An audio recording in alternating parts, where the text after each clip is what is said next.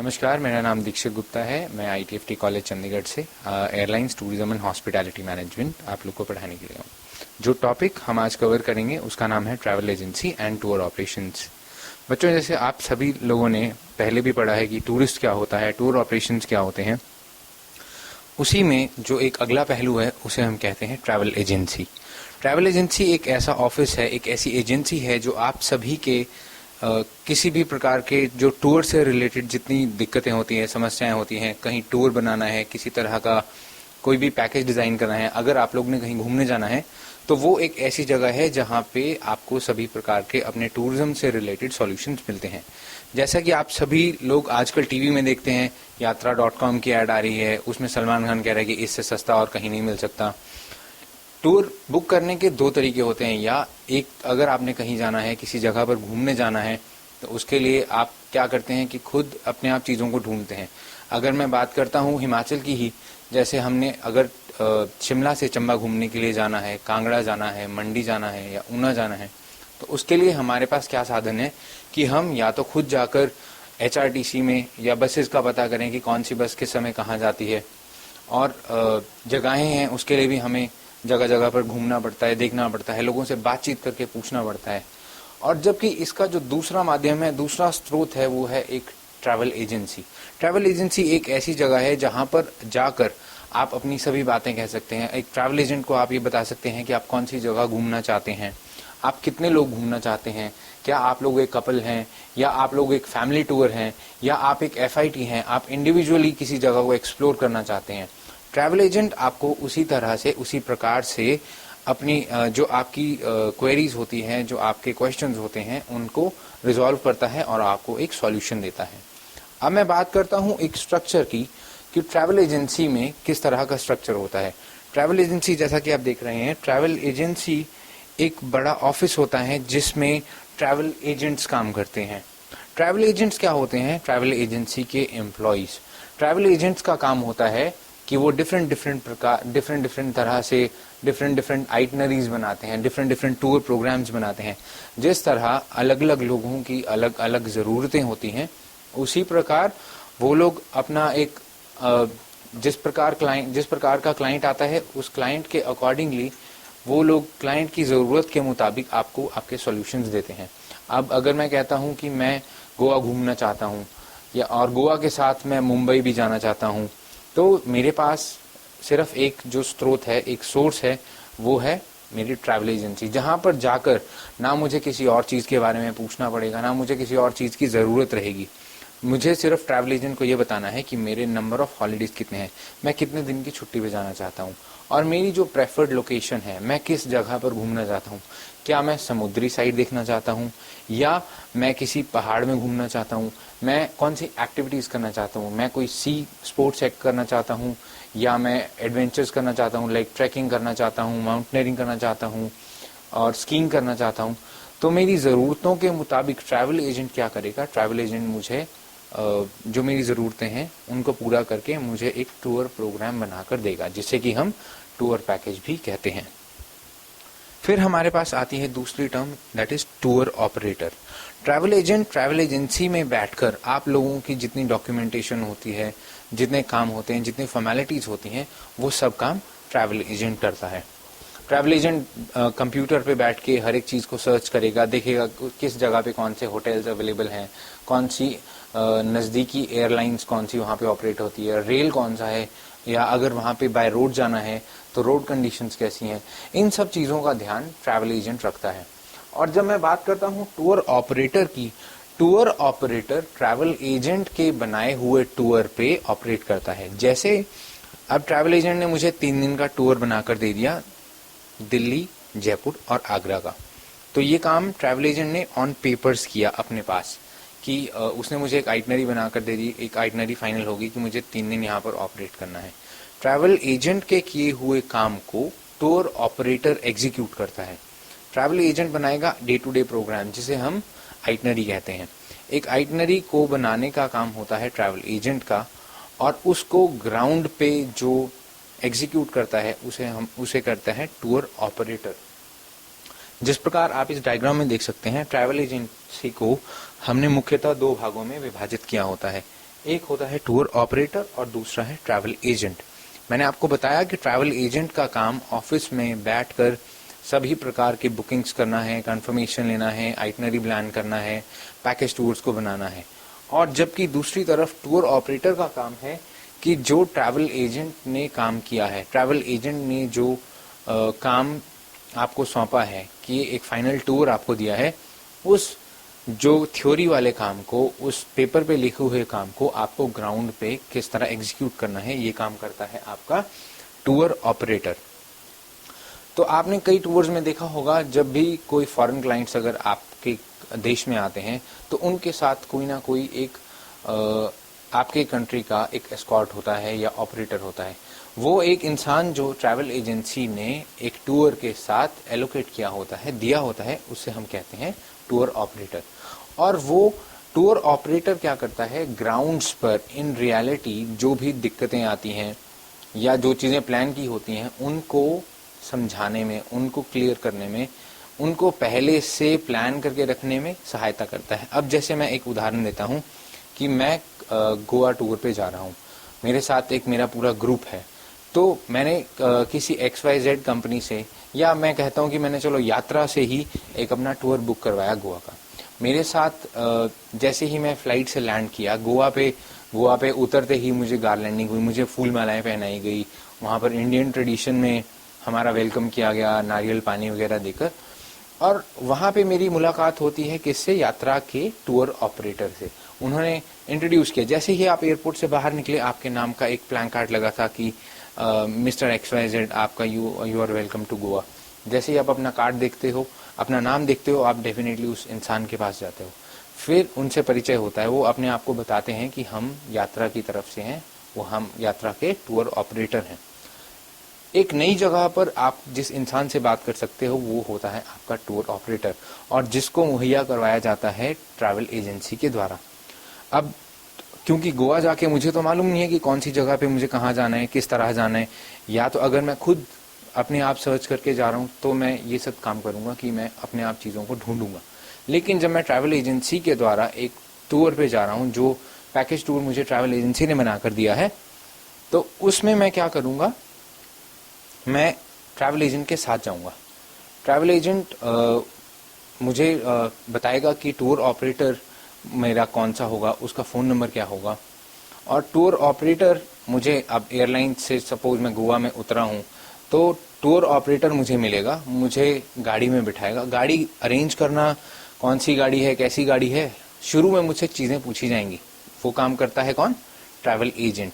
लेकिन जब चीज़ें फाइनल हो गई कि मुझे अच्छा बढ़िया गाड़ी मिल रही है, मुझे ट्रांसफ़र मिल रही है, इस चीज़ को ग्राउंड पे एग्जीक्यूट करता है टूर ऑपरेटर। तो इन दो चीज़ों में अंतर को समझना बहुत ही ज़रूरी है कि टूर ऑपरेटर क्या होता है और ट्रैवल एजेंट क्या होता है। आप लोग की जानकारी के लिए मैं एक बार फिर से बता रहा हूँ कि ट्रैवल एजेंट का काम है बैक ऑफिस में या ट्रैवल एजेंसी में बैठकर पूरी प्लानिंग करना टूर की। उस टूर को किस किस जगह पे, किस स्टेप पे कैसे एग्जीक्यूट करना है, ये पूरी प्लानिंग करता है ट्रैवल एजेंट। और दूसरा होता है टूर ऑपरेटर, जो प्लान बन चुका है उस प्लान को एग्जीक्यूट करना है, वो काम करता है टूर ऑपरेटर। मैं बात कर रहा था गोवा के टूर की, एक बार फिर से आपको बता रहा हूँ कि वो टूर बनाया है किसने, ट्रैवल एजेंट ने। ट्रैवल एजेंट किसका आदमी है, ट्रैवल एजेंसी का। और उस बनाए हुए टूर को जब हम एग्जीक्यूट कर रहे हैं, जब हम ग्राउंड पे चला रहे हैं, मैं ग्राउंड में गोवा में पहुंच गया हूं, तो जो इंसान मुझे वहां पर मिलता है, मेरे साथ घूमता है, मुझे बताता है कि मुझे नेक्स्ट जगह कौन सी जाना है, कौन सी गाड़ी में मैं जा रहा हूँ, कहाँ जा रहा हूँ, वो ग्राउंड पे जो हैंडल कर रहा है वो है मेरा टूर ऑपरेटर।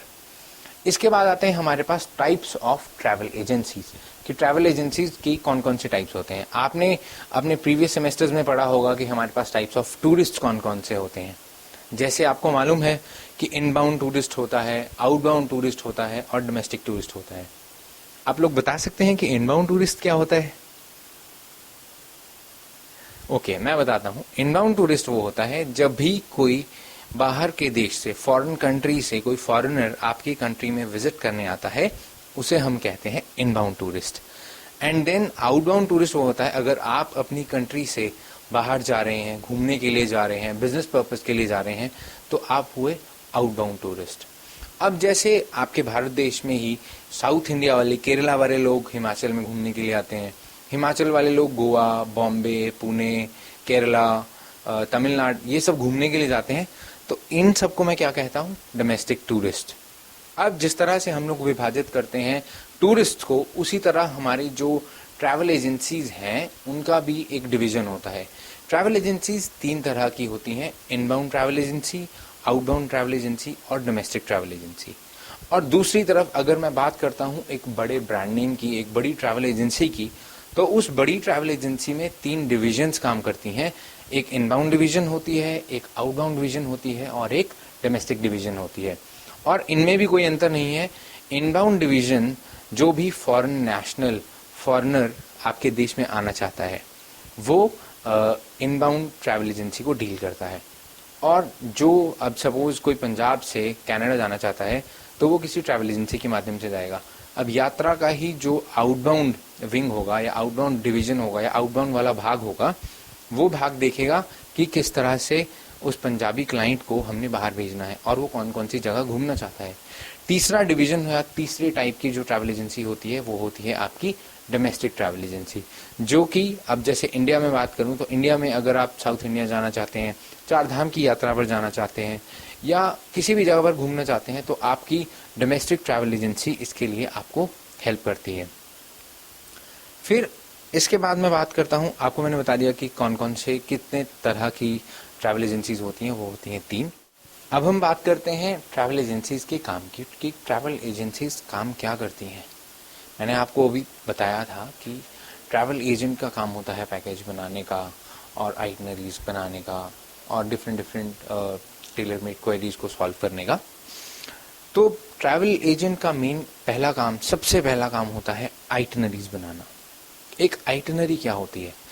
आइटनरी एक ऐसा प्लान है, एक ऐसा डे टू डे आपका प्रपोजल है जिसमें आपके पास हर एक दिन का विवरण, हर एक दिन का विश्लेषण होता है कि आप किस दिन अपने टूर पे कौन सी एक्टिविटी करोगे। आइटनरी आपको बताती है कि आप किस दिन पे किस जगह पर घूमोगे। अगर मैं यहाँ से मनाली जा रहा हूँ, मनाली रोहतांग पास का मेरा टूर है, डे 1 जो कहते हैं कि मुझे मनाली पहुँच के मुझे वहाँ की लोकल मार्केट घूमना है, तो उसकी भी एक्सप्लेनेशन दी होती है कि मैं कितने बजे किस जगह पर कौन सी चीज़ को देखूंगा। मैं अगर शाम को 5 बजे जा रहा हूँ तो मुझे मनाली का माल रोड देखने को मिल रहा है, वहाँ पे हडिम्बा देवी टेम्पल है। अब क्योंकि वो 7 बजे तक बंद हो जाता है, तो पहले मुझे 7 बजे से पहले वहाँ पहुँचना है। ये इंस्ट्रक्शन मुझे कौन देता है? आइटनरी में ही कई चीज़ें और होती हैं जो आपको बताई जाती हैं, जैसे कि आपका पैकेज में क्या क्या चीज़ें इंक्लूड होंगी, आपका मोड ऑफ ट्रांसफ़र कितना होगा, आप कितने दिन के लिए आओगे, कितने घंटे की आपकी जर्नी है, डिस्टेंस कितने घंटे का है आपका, आपकी जो लोकल साइट सीइंग है, एक्सकर्जन्स हैं, वो क्या क्या होंगे। ये काम भी किस में होता है? आइटनरी में। आइटनरी आपको ये चीज़ बताती है। आइटनरीज के जो हमारे मेन टाइप होते हैं वो होते हैं, पहली होती है एक टूरिस्ट आइटनरी, दूसरी होती है टूर मैनेजर्स आइटनरी, तीसरी टूर एस्कॉर्ट्स आइटनरी। फिर कई चीज़ें होती हैं जो हम आइटनरी को डिज़ाइन करते हुए अपने दिमाग में रखते हैं। अब मैं आपको बताता हूँ आइटनरी के टाइप्स क्या होते हैं। पहली होती है टूरिस्ट आइटनरी। आइटनरी एक ऐसा प्रोग्राम है जो हम टूरिस्ट को देते हैं। टूरिस्ट आइटनरी में टूरिस्ट को एक आइटनरी ये बताती है कि कितने दिन का शेड्यूल है, कितने घंटे की जर्नीज हैं, कितने किलोमीटर्स का ट्रैवल है, वो हमें बताती है डिटेल्ड आइटनरी। एक होती है डिटेल्ड आइटनरी और एक होती है ब्रीफ आइटनरी। ब्रीफ आइटनरी में आपको सिर्फ मेन चीज़ें बताई जाती हैं कि डे 1 पे आप इस दिन या डे 1 में इस जगह पर होंगे, डे 2 में आप इस जगह पर होंगे, डे 3 में आप इस जगह पर होंगे और डे 5 में इस जगह पर होंगे। और जैसे अगर मैं एक सर्किट की बात करता हूँ, उदाहरण के लिए अगर मैं बात करता हूँ कि हम लोग चलते हैं हिमाचल के टूर पे, तो मैं चंडीगढ़ से जा रहा हूँ, एक मेरा हिमाचल का टूर है। डे 1 मेरा जाता है कि मैं यहाँ से कांगड़ा जा रहा हूँ, कांगड़ा मेरी फ़्लाइट लैंड करती है, तो डे 1 मेरा कांगड़ा। डे 2 मेरा धर्मशाला में स्पेंड होता है। डे 3 मैं बात करता हूँ धर्मशाला में मैक्लोडगंज वगैरह की मार्केट घूमने के लिए। डे 4 अगर मैं बात करता हूँ धर्मशाला से मैं चला जाता हूँ डलहौजी के लिए। डलहौजी के बाद मैं जाता हूँ चंबा, और चंबा के बाद घूमते हुए मैं आता हूँ मंडी, मंडी से मैं जाता हूँ मनाली। तो ये जो एक डिटेल 8 दिन का प्रोग्राम मेरा हुआ, ये हुई मेरी आइटिनरी कि मैंने किस किस दिन में कितने दिनों में कौन कौन सी जगहों को घूमना है। ये कौन बताता है मुझे? एक आइटिनरी। इसकी डिज़ाइनिंग जितना ही अभी हमें कहने में आसान लग रहा है, मैं आपको बता रहा हूँ कि इस तरह से होती है। प्रैक्टिकल जब हम इसे ग्राउंड पर करते हैं तो ये एक सबसे बड़ा एसेंशियल है जो एक ट्रैवल एजेंट को मालूम होना चाहिए, जो एक ट्रैवल एजेंट को टिप्स पे याद होना चाहिए कि कौन सी जगह कितने डिस्टेंस पर पड़ती है और वहाँ की ग्राउंड कंडीशंस कैसी हैं। अब अगर मैं आपको कहूँ कि यहाँ से धर्मशाला की दूरी 250 किलोमीटर है और यहाँ से बस का जो सफ़र है वो कम से कम 8 घंटे का है, और यहाँ से जो फ़्लाइट ऑपरेट करती है वो आपकी डोमेस्टिक फ़्लाइट्स ऑपरेट करती हैं, और जो छोटे चार्टर प्लेन है वही ऑपरेट करते हैं। तो एक ट्रैवल एजेंट होने के नाते आपको इन सब चीज़ों का पता होना चाहिए ताकि आपके क्लाइंट को किसी तरह का कोई डाउट ना आए। अदरवाइज़ जब क्लाइंट आपके सामने होगा, आप क्लाइंट से डील कर रहे होंगे, तो आपको इन चीज़ों को, अगर आपको इन चीज़ों में डाउट होता है तो आपका क्लाइंट डेफिनेट सी बात है ये सोचेगा कि इस ट्रैवल एजेंट को उतनी अच्छी खासी नॉलेज नहीं है। तो क्लाइंट के दिमाग में एक क्वेश्चन आ सकता है कि क्या मुझे इससे पैकेज लेना चाहिए। और अगर एक क्लाइंट को आप इम्प्रेस नहीं कर पाए, अगर एक क्लाइंट को आप अपना एक पैकेज सेल नहीं कर पाए, तो एक ट्रैवल एजेंसी और एक ट्रैवल एजेंट का सर्वाइव करना बहुत ही मुश्किल है। तो कुछ ये बेसिक कम्युनिकेशन, बेसिक स्किल्स होती हैं जो एक बीइंग ट्रैवल एजेंट आपके पास होनी चाहिए। टूरिस्ट आइटनरी वो आइटनरी होती है जो आप अपने टूरिस्ट को, अपने क्लाइंट को देते हो, कि उनके पास एक शेड्यूल होता है कि डे 1 पे उन्होंने क्या करना है, डे 2 पे कौन सी एक्टिविटीज़ हैं, डे 3 पे कौन सी एक्टिविटीज़ हैं, कौन कौन सी जगहें हैं। नेक्स्ट होती है टूर मैनेजर्स आइटनरी।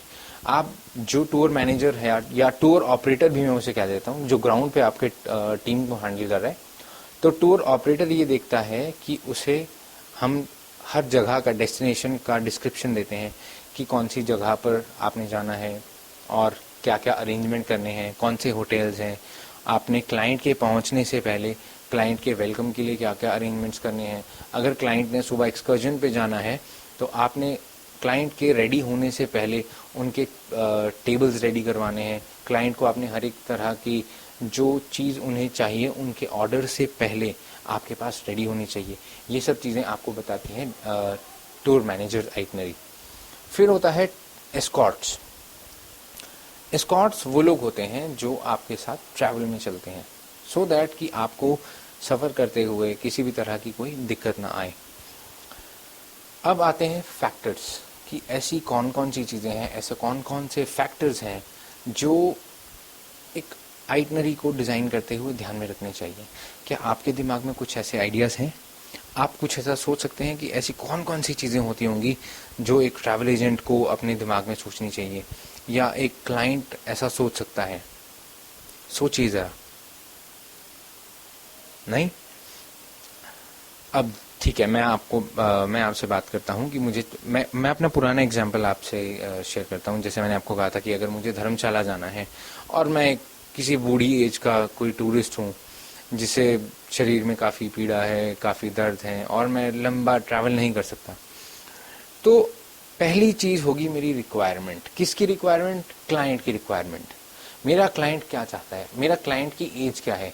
ये अगर मैं देख रहा हूँ, अब मैं आपको कह रहा हूँ कि मैं एक बुजुर्ग क्लाइंट हूँ, 50 साल से ऊपर की उम्र है, तो मेरा पहला प्रेफरेंस क्या होगा कि मुझे लंबे डिस्टेंसेस को रिड्यूस करना है। मैं 8 घंटे की लगातार जर्नी नहीं कर सकता, क्योंकि एक उम्र का तकाजा है कि ठीक है क्लाइंट काफ़ी बुजुर्ग है।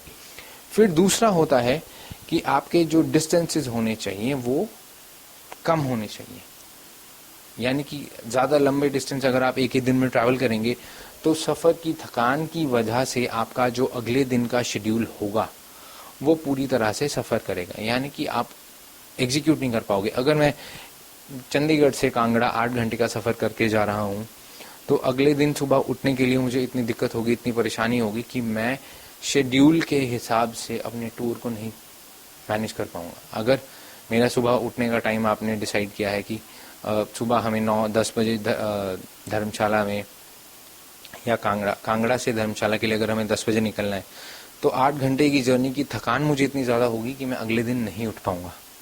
और उस थकान की वजह से मैं 10 बजे आपके प्रोग्राम के अकॉर्डिंगली नहीं निकल पाऊंगा, एंड वही जो टाइम गैप पड़ जाएगा, टाइम गैप की वजह से, क्योंकि अक्सर ये चीज़ें देखी गई हैं, आपके क्लाइंट्स को हमेशा ये प्रॉब्लम आती है।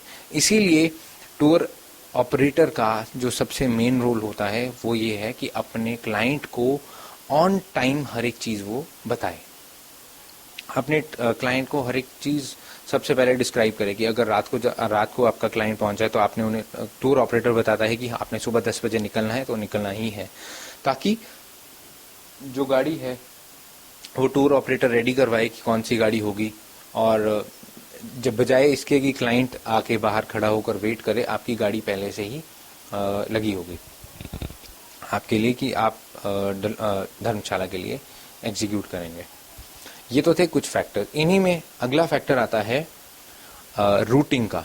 रूटिंग क्या है कि आप जब किसी डेस्टिनेशन को प्लान कर रहे हो, जब आप किसी जगह पर जाना चाह रहे हो, तो ऐसी 5, 6, 7, 8 जगहें हैं। अब हिमाचल का अगर मैं टूर लेता हूँ, या अगर मैं राजस्थान की बात करता हूँ, चलिए हिमाचल से थोड़ा आपको बाहर ले चलते हैं, कि अगर मैं राजस्थान के टूर पे जा रहा हूँ तो मेरा जो सर्किट है वो किस तरह का होना चाहिए। एक आइटनरी इस तरह से डिज़ाइन होनी चाहिए कि आपका एक डेस्टिनेशन, सबसे इम्पॉर्टेंट चीज़ मैं आपको बता रहा हूँ, एक बार ध्यान से सुनिएगा, कि जो आपका एक डेस्टिनेशन है उसकी रेपिटेशन नहीं होनी चाहिए। एक डेस्टिनेशन, अगर मैं बीकानेर की बात कहूँ तो आपको बीकानेर दोबारा ना आना नहीं चाहिए एथिकली, मतलब एक ट्रैवल एजेंसी के उसूलों के मुताबिक, क्योंकि क्लाइंट को ये चीज़ पसंद नहीं होती कि आप एक ही जगह से बार बार जिगजैग करके जा रहे हैं।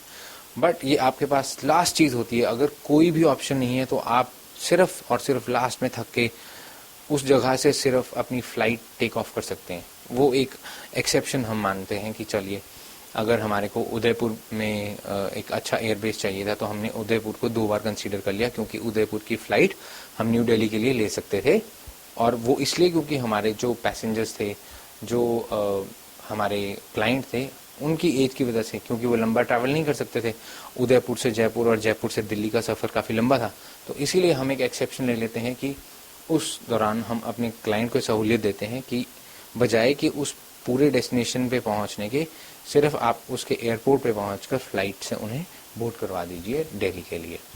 अब मैंने आपसे बात कही रूटिंग की। रूटिंग में बीकानेर, जैसलमेर, जोधपुर, उदयपुर, माउंट आबू, ये एक मेन सर्किट है जो राजस्थान का सबसे ज़्यादा सेलिंग होता है। अब जब आप एक ट्रैवल एजेंसी में काम करेंगे तो आपको ये चीज़ पता लगेगी कि एक डेस्टिनेशन की नॉलेज होना कितना ज़रूरी है, because travel agent is something who is the seller of dreams. आप अपनी कुछ उम्मीदें लेकर जाते हो। अगर आप किसी ट्रैवल एजेंट के पास जा रहे हो तो आपको, आपके दिमाग में, आपके जहन में ये चीज़ें होती हैं कि अच्छा मेरा ये क्वेश्चन है तो इसको पक्का पता होगा, इसको मालूम होगा। और अगर एक ट्रैवल एजेंट होने के नाते आपको ये चीज़ नहीं पता तो एक डाउट आ जाता है आपके क्लाइंट के दिमाग में। अभी मैंने बात करी आपसे आइटनरी के बारे में कि आइटनरी के क्या फैक्टर्स होते हैं। मैं आपको बता रहा था कि आइटनरी को डिज़ाइन करते हुए हमें सबसे पहले ये चीज़ ध्यान रखनी है कि एक डेस्टिनेशन की रेपिटेशन बार बार ना हो। अब अगर मैं हिमाचल का ही चलिए, अगर आपको राजस्थान का एग्जाम्पल समझ नहीं है तो हिमाचल की ही बात करता हूँ। आप एक हिमाचल में बैठे हुए एक टूर ऑपरेटर हैं, आपके पास गुजराती क्लाइंट आता है, वो कहता है कि भैया मुझे तो ऐसा करना है कि मुझे हिमाचल के मेन जगहों पे जाना है।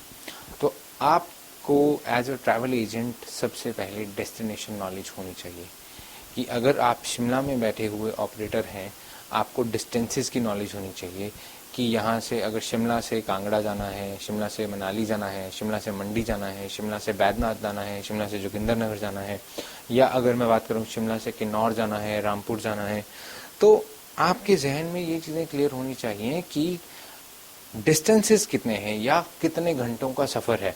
अब मैं ये भी कहूँगा कि आपको ट्रांसपोर्टेशन नॉलेज भी होनी चाहिए। अब क्योंकि हाँ, बीच बीच में टाइम टेबल्स चेंज होते रहते हैं, तो एक ट्रैवल एजेंट को अपडेटेड रहना चाहिए कि कौन कौन सी बसेस कितने बजे ऑपरेट करती हैं, आपकी टैक्सीज़ के क्या रेट चल रहे हैं, आपने टैक्सीज़ का मार्जिन किस तरह सेट करना है। क्योंकि अगर आप ट्रांसपोर्टेशन की बात करें तो ट्रांसपोर्टेशन ट्रैवल एजेंट आपके टूर को एग्जीक्यूट करने का सबसे पहला हिस्सा होता है।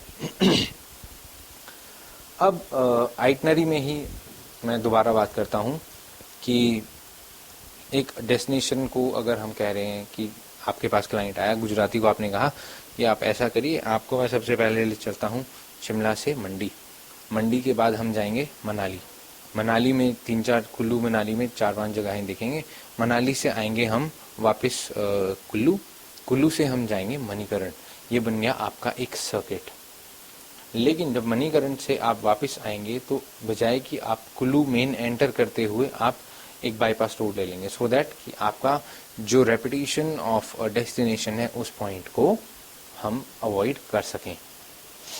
अब ये आइटनरी थी आपके कुल्लू मनाली सर्किट की। मैं अगर दूसरा सर्किट आपको बताऊं किन्नौर साइड का, तो आप जाएंगे, आपका डे 1 होगा शिमला से नारकंडा, कुफरी, नालदेहरा होते हुए आप जाएंगे रामपुर के लिए, रामपुर से सांगला, रामपुर से टापरी होकर आप जाएंगे सांगला, सांगला से किन्नौर, किन्नौर में आप अपने क्लाइंट को जो डेस्टिनेशन हैं, जो आपने ट्रैक्स करवाने हैं वो करवाकर आप इस तरह से रूटिंग डिज़ाइन कर सकते हैं।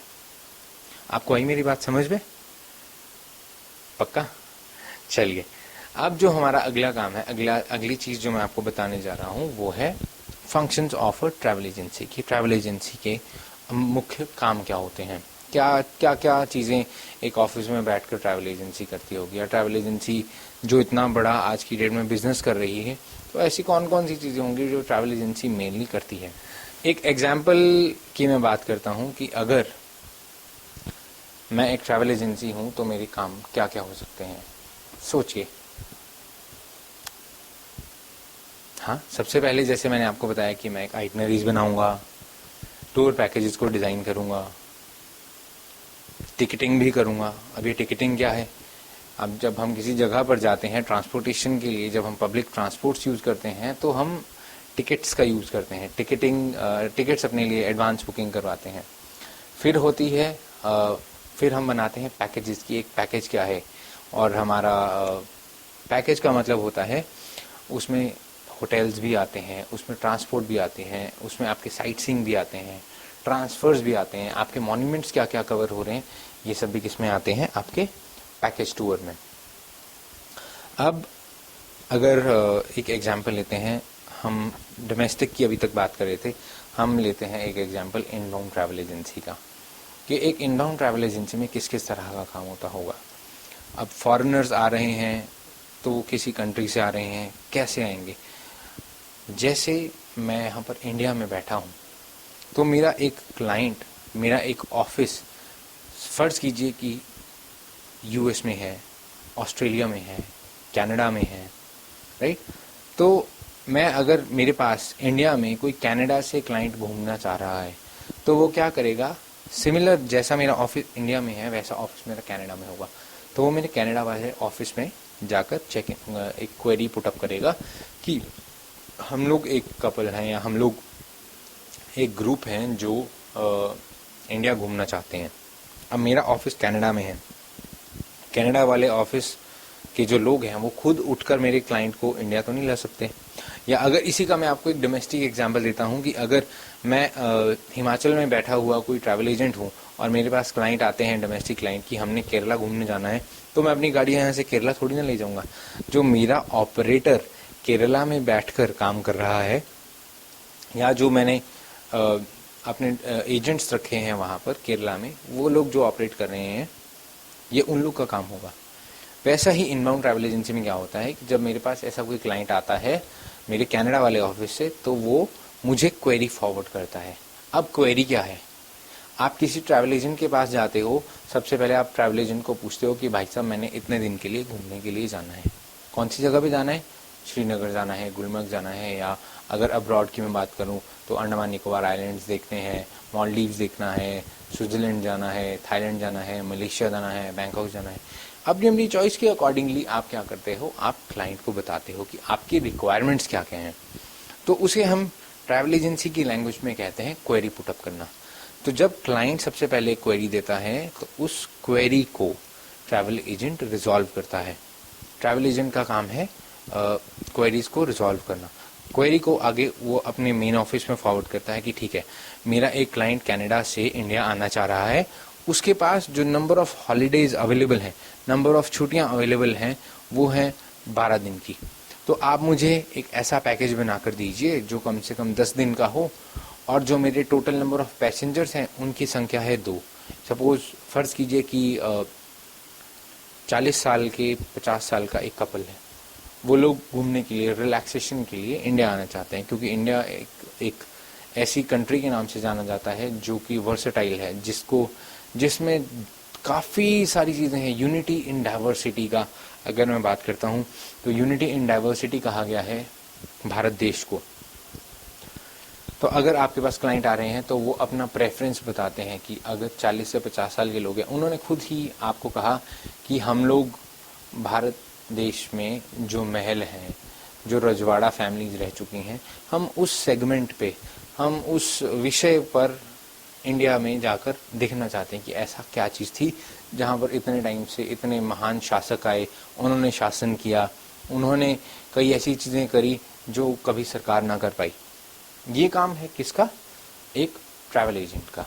ट्रैवल एजेंट आपको मतलब ये सब चीज़ें आप ट्रैवल एजेंट को बताएंगे, ट्रैवल एजेंट आपके अकॉर्डिंगली डिज़ाइन करेगा। अब मैं आपको इतनी देर से जैसे बता रहा हूँ, हम लोग बात कर रहे हैं ट्रैवल एजेंसी की, तो मेरी जब क्वेरी आई और मेरे कनाडा वाले ऑफिस से मेरे पास क्वेरी आई कि मेरा जो क्लाइंट है वो 40 से 50 साल के हैं, 2 लोग हैं, और तो सबसे पहला काम क्या होना चाहिए बताइए? हाँ, आइटनरी का, कि मुझे सबसे पहले एक आइटनरी डिज़ाइन करनी है। अब मेरे क्लाइंट का इंटरेस्ट मुझे पता चल गया कि वो भारत के महलों में फोर्ट्स एंड पैलेसेस को देखना चाहता है।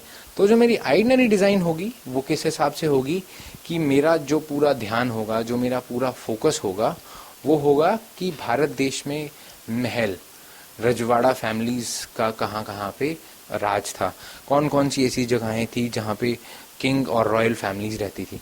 और वैसे ही अगर मैं बात करूँ तो आप लोग का आंसर मेरी तरफ होगा, इंडिया में ऐसी कौन सी जगह है जहाँ पर रजवाड़ा फैमिली ज़्यादा रहती थी या ज़्यादा महल थे? कौन सा ऐसा स्टेट है? बिल्कुल सही, राजस्थान। राजस्थान एक ऐसा स्टेट है जहाँ पर राजा महाराजा काफ़ी लंबे समय तक रहे।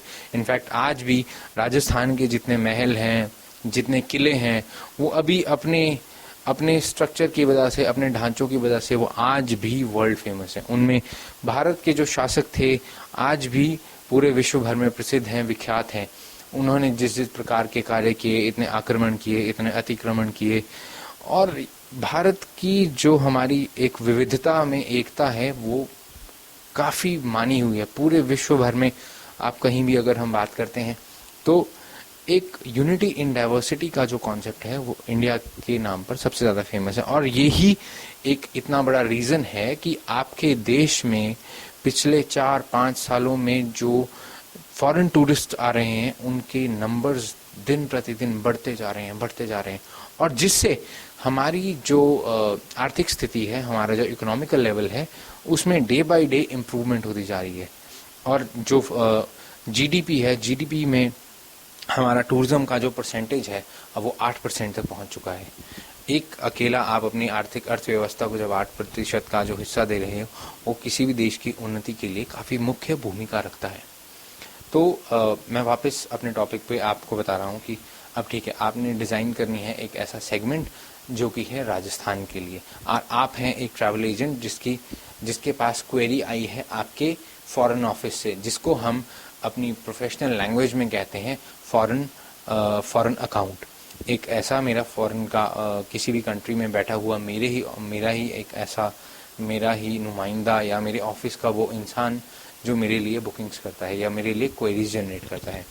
तो मुझे जब पता लगा कि मेरे क्लाइंट हैं 40 से 50 साल के, तो मेरा दिमाग में जो सबसे पहली चीज़ क्लिक करेगी वो ये है कि मैं इन्हें लंबा ट्रैवल नहीं दूंगा। ज़्यादा से ज़्यादा 4 घंटे या 5 घंटे का एक ऑन रोड ट्रैवल होगा। दूसरा मेरा मेन मकसद रहेगा कि इन लोगों के लिए मैं राजस्थान के ही जितने महल हैं और पैलेसेस हैं, क्योंकि एक स्टेट से मेरी काफ़ी चीज़ का कवरअप हो रही है, तो एक स्टेट पे मैं पूरा फोकस करूँगा कि क्योंकि पूरे इंडिया में जितना रिच कल्चर है, डाइवर्सिटी है, वो सिर्फ आपको राजस्थान में मिल सकती है in terms of forts and in terms of palaces.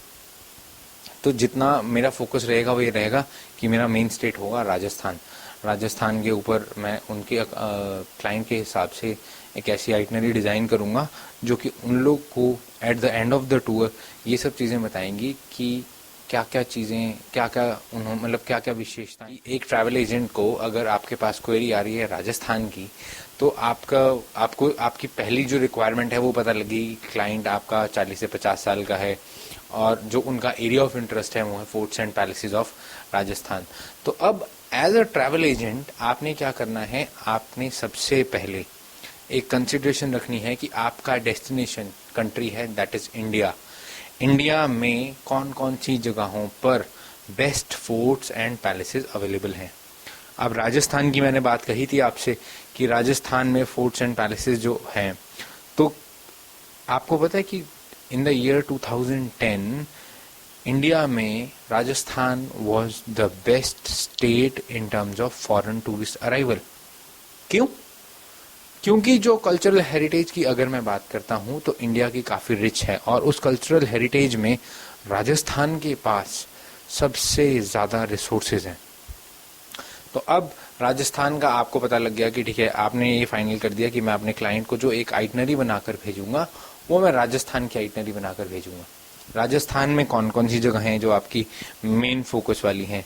Jaipur, Jodhpur, Bikaner, और बताओ, उदयपुर और माउंट आबू। अच्छा, एक चीज़ और मुझे बताओ कि बीकानेर के अलावा जो इंडिया में डेजर्ट है, डेजर्ट एरिया राजस्थान में वो कौन सी जगह पे पड़ता है? कोई आइडिया? Any guesses? बिल्कुल सही, उदयपुर। उदयपुर में आपके इतने डेजर्ट्स हैं कि वहाँ की जो आपकी कैमल सफारी है उसका एक अपना ही अलग अंदाज है, उसका एक अपना ही अलग एक्सपीरियंस है। एक बार आप जहाँ वहाँ जाओगे तो definitely you will feel totally different. And then उसके बाद उदयपुर में आपका आता है सैम ड्यून्स।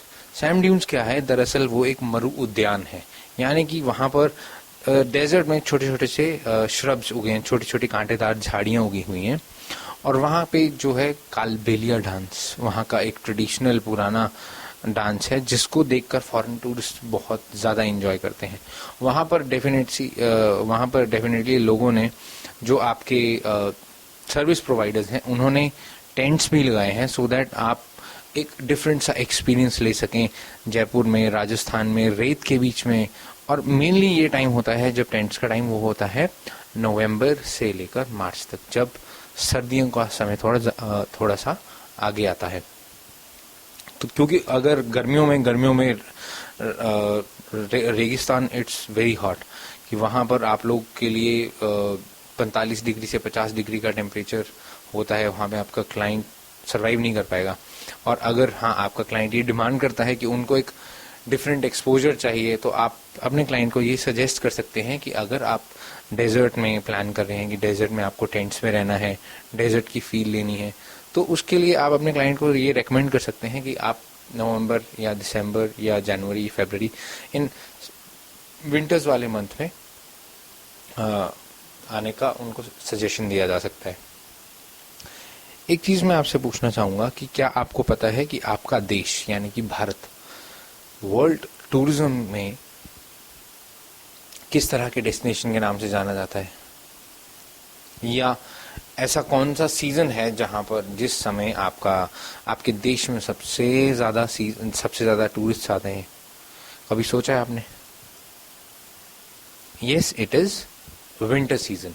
यानी कि हमारे देश में जो फॉरेन टूरिस्ट इनफ्लो होता है वो in the month of October से लेकर अक्टूबर, नवंबर, दिसंबर, जनवरी, फरवरी, मार्च, ये 6 मंथ्स आपकी ट्रैवल एजेंसीज के पास खूब बिजनेस होता है। यानी कि इस दौरान, इन 6 महीनों के दौरान आपका जो टूरिस्ट इनफ्लो है वो बहुत ज़्यादा होता है, क्योंकि भारत देश की जो इमेज है, भारत देश जो जाना जाता है वो एक विंटर डेस्टिनेशन के नाम से फेमस है, क्योंकि यहाँ पर जो विंटर में एक्टिविटीज़ होती हैं वो ज़्यादा अपने आप में एक डिफरेंट सा फीलिंग होती है। अब मैं वापस आता हूँ अपने टॉपिक पे। अब हमारा जो अगला टॉपिक है दैट इज़ फंक्शंस या एक मेन रिस्पॉन्सिबिलिटीज़ जो या मेन रोल्स जो एक ट्रैवल एजेंसी में परफॉर्म होते हैं। सबसे पहला मैंने आपको बताया था आइटनरीज के बारे में। अब मैं बात करता हूँ पैकेज टूर की। एक पैकेज टूर क्या होता है? पैकेज टूर एक ग्रुप है, एक बंच ऑफ सर्विसेज है जिसमें सभी कंपोनेंट्स आपके आते हैं, जिसमें जैसे आपका वाउचर हो गया, एयरलाइन टिकट्स होगी, होटल बुकिंग्स होगी, रिजर्वेशन हो गई, साइट सीइंग हो गई, ट्रांसफर्स हो गई, ये सब किस में आते हैं? पैकेज टूर में। पैकेज टूर एक कंप्लीट पैकेज होता है, जैसे इसका नाम बता रहा है पैकेज टूर। आप अपने क्लाइंट को जो फाइनल जो प्रोडक्ट डिलीवर करते हो उसे हम कहते हैं पैकेज टूर। मैंने आपसे स्टार्टिंग में बताया था, स्टार्टिंग में मैंने आपको कहा था कि जब आपके पास क्लाइंट रिक्वायरमेंट लेकर आता है, अपनी क्वेरीज को रखता है, आप क्लाइंट की क्वेरीज को सुनते हैं, आप क्लाइंट की क्वेरीज को रिजॉल्व करते हैं, सुलझाते हैं, तो उसे हम क्या कहते हैं? फाइनली जब क्लाइंट की क्वेरी सुलझाकर, जब हर एक चीज़ डिस्कस करने के बाद हम लोग क्लाइंट को जब एक सॉल्यूशन देते हैं एक प्रॉपर उसका समस्या का समाधान करते हैं, उसे हम कहते हैं पैकेज टूर। यानी कि जब फाइनली हम अपने क्लाइंट को ये बता रहे हैं कि पैकेज मतलब उसे किस जगह पर ये डिसाइड होगा कि क्लाइंट कौन सी जगह पे जाएगा, किस दिन जाएगा, वो पूरी आइटनरी एक पैकेज टूर एक फाइल बनकर जाती है, एक पूरा पैकेज बनकर जाता है जिसमें हर एक चीज़ होती है। अब मैं आपको बताता हूँ कि पैकेज टूर के कंपोनेंट्स क्या क्या होते हैं। पैकेज टूर एक फाइल होती है, मतलब एक फिजिकल रूप में जब मैं आपको बता रहा हूँ, एक फाइल की तरह दिखती है। उसे जब हम खोलते हैं तो सबसे पहले हमें दिखती है उसमें क्या?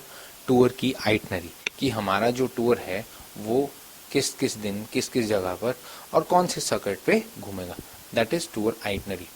जो हमारी दूसरी चीज़ होती है दैट इज टिकट्स। उस पैकेज में अगली जो शीट होगी वो होगी टिकट्स की। हमारे टूर के दौरान हमें कौन कौन से टिकट्स चाहिए होंगे, हमारे जो टिकट्स होंगे वो सेकंड शीट पर स्टैक होते हैं। थर्ड पेज हमारा होता है होटल्स के जो हमारे वाउचर्स होते हैं वो हमारे उस पैकेज के तीसरे नंबर पे आते हैं। नेक्स्ट होता है आपकी मॉन्यूमेंट्स की एंट्रेंसेस नेक्स्ट शीट पर। यानी कि एक पूरे पैकेज में, एक पूरी फाइल में आपके पास जो चौथा एक फोल्डर होता है, चौथा एक ऑप्शन होता है दैट इज फॉर आपके जितने अपने मॉन्यूमेंट्स घूमने हैं उनके एडवांस में टिकट्स। अब ये मॉन्यूमेंट के टिकट्स कहाँ काम आएंगे? अगर आपका क्लाइंट दिल्ली जा रहा है, दिल्ली में लाल किला घूमना है तो उसके लिए एंट्री टिकट लगेगा, और आगरा में अगर ताजमहल देखने जाना है, ताजमहल के लिए भी एंट्री टिकट लगता है। तो उस सब के जो टिकट्स हैं एडवांस में आपके पास आपके फोल्डर में आपको पाइल अप करके दिए जाते हैं, ताकि टूर के ऑपरेशन के दौरान आपको किसी तरह की कोई दिक्कत ना हो। अब क्योंकि जब आपने एक ट्रैवल एजेंसी से पैकेज टूर लिया है तो होटल में जाने के लिए जब आप होटल में जाएंगे तो वहाँ आप कैश पे नहीं करते, आप एक पैकेज टूर में सिर्फ एक ही बार पैसा देते हैं, और वो आप देते हैं किसे? एक ट्रैवल एजेंट को जिसने आपके टूर को डिज़ाइन किया है। पैकेज टूर बनाते हुए सबसे मेन पहलू, क्योंकि पैकेज टूर बनाना इतना आसान नहीं है, इसकी डिज़ाइनिंग में हर लेवल पर हर स्टेप पे डिफरेंट चैलेंजेस होते हैं, अलग अलग तरह की रिक्वायरमेंट्स होती हैं क्लाइंट की। तो इसमें सबसे पहला काम आता है, जैसे ही आपके पास क्वेरी आई, क्वेरी के बाद आपका अगला स्टेप होता है to make an itinerary. Itinerary बनाने के बाद आपने ये चीज़ फाइनल कर दी कि आपके क्लाइंट का किस किस दिन पे, किस किस जगह पे आपका क्लाइंट घूमेगा। इसके बाद जो नेक्स्ट स्टेप आता है दैट इज़ रिजर्वेशन। अगर मैं बात करता हूँ कि मैंने अगर अपने क्लाइंट को मनाली ले जाना है घूमने के लिए शिमला से, तो मेरा पहला काम होगा कि मैंने आइटनरी बनाई। आइटनरी बनाने के बाद मेरा अगला स्टेप होता है मैं रिजर्वेशन करवाता हूँ। अब रिजर्वेशन कहाँ होगी? अगर मेरा क्लाइंट अगर पहले होती है अकोमोडेशन की रिजर्वेशन, कि मैं अपने क्लाइंट को मनाली में कौन सी जगह पे ठहरा रहा हूँ, ऐसा कौन सा होटल है जहाँ पर मैं उससे ठहराऊंगा, उसे कहते हैं हम क्या? Hotel reservation.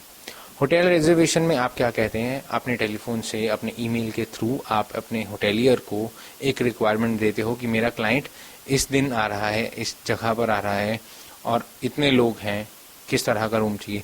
अब होटल बुकिंग्स क्या होती हैं मेनली, कि एक ट्रैवल एजेंट जब अपने होटेलियर को बता रहा है, एक होटेलियर को कॉल करके कह रहा है कि मुझे 2 दिन के लिए एक रूम चाहिए, दो लोग यानी कि एक कपल आ रहे हैं, एक कपल के लिए 1 डबल रूम चाहिए।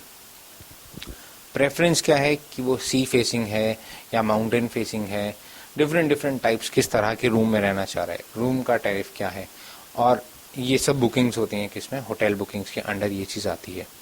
देन अगली इसके बाद जब होटल बुकिंग्स के लिए आपने होटेलियर को बता दिया, होटेलियर आपकी बुकिंग को कंफर्म करता है। फिर उसके बाद आती है आपकी ट्रांसपोर्टेशन। फिर जो नेक्स्ट हमारे टिकट्स आते हैं, नेक्स्ट हमारी रिजर्वेशन होती है, वो होती है ट्रांसपोर्ट की रिजर्वेशन। अगर फॉरेन से आपका क्लाइंट आ रहा है तो आपकी उसकी फ़्लाइट के लिए भी अरेंजमेंट, फ्लाइट के टिकट्स बुक करोगे। इंडिया में अगर उसने ट्रेन से घूमना है तो उसके आपकी ट्रेन टिकट्स की आप बुकिंग करोगे। अगर वो बाय किसी लग्जरी कोच के थ्रू जाना चाहता है तो आप उस कोच की बुकिंग करोगे। कोच यानी कि बस, बड़ी बस, जो वॉल्वो की बसेज होती हैं जिस तरह। इसके बाद अगर जो आपकी नेक्स्ट टिकट्स होती हैं वो होती हैं आपकी मॉन्यूमेंट्स की। अगर आप जिस जगह, जिस सेगमेंट का आप उसको टूर दे रहे हो, उस सेगमेंट में अगर आपका क्लाइंट जा रहा है और वहाँ पे कोई मॉन्यूमेंट है तो उस मॉन्यूमेंट की पहले से आप एंट्रेंस टिकट्स काट के क्लाइंट को देते हो।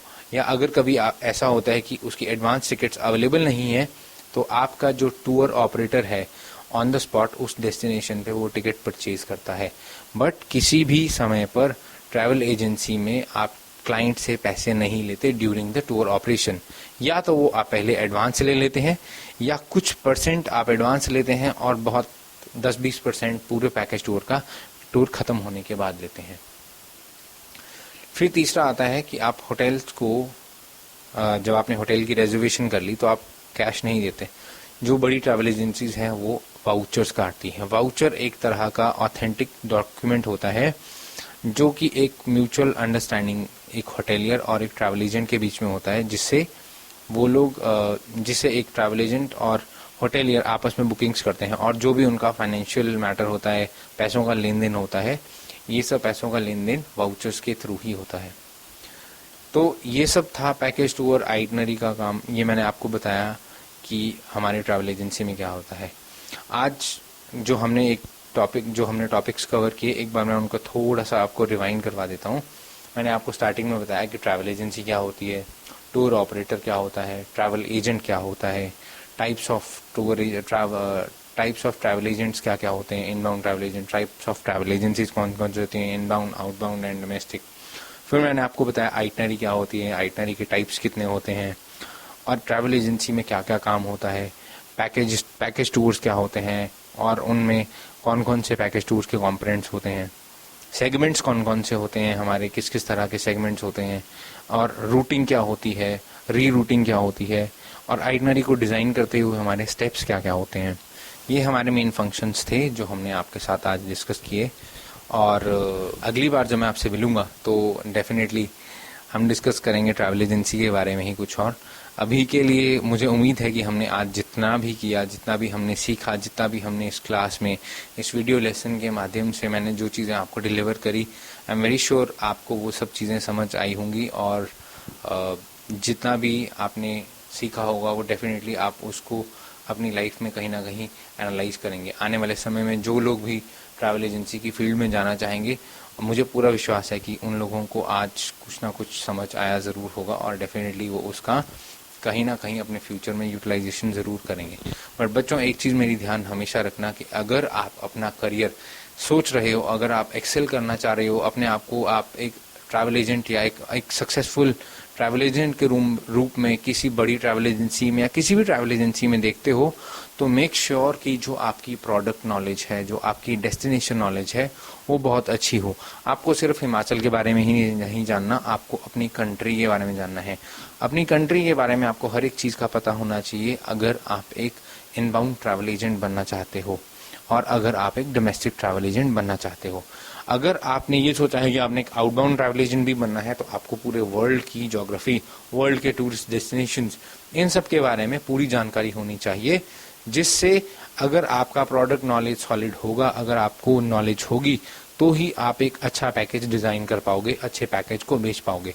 अगर आपके पास डेस्टिनेशन नॉलेज नहीं है, अगर आपके पास प्रोडक्ट नॉलेज नहीं है, तो आपको किसी भी ट्रैवल एजेंसी में सक्सेसफुल काम नहीं करना पड़ेगा और समय समय पर आपको दिक्कतों का सामना करना पड़ सकता है। तो आज इस मंच के माध्यम से मैं आपसे यही कहूँगा, अपनी नॉलेज को स्ट्रॉन्ग करो, अपने जो आपका ज्ञान है उसको और बढ़ाओ, ट्रैवल के बारे में पढ़ो, टूरिज्म के बारे में पढ़ो एंड कीप एक्सेलिंग। अपने आप को जितना बूस्टअप कर सकते हो, अपनी एनर्जी को जितना बूस्टअप कर सकते हो, उसको करो, अपनी जगह के बारे में जानो, अपने कल्चर के बारे में जानो, अपने हेरिटेज के बारे में जानो, इंडिया के हेरिटेज, इंडिया के कल्चर के बारे में जानो, टूरिज्म के बारे में जितना पढ़ सकते हो उतना पढ़ो, and it will definitely help you in the future. आज के लिए इतना ही, हम फिर मिलेंगे, धन्यवाद।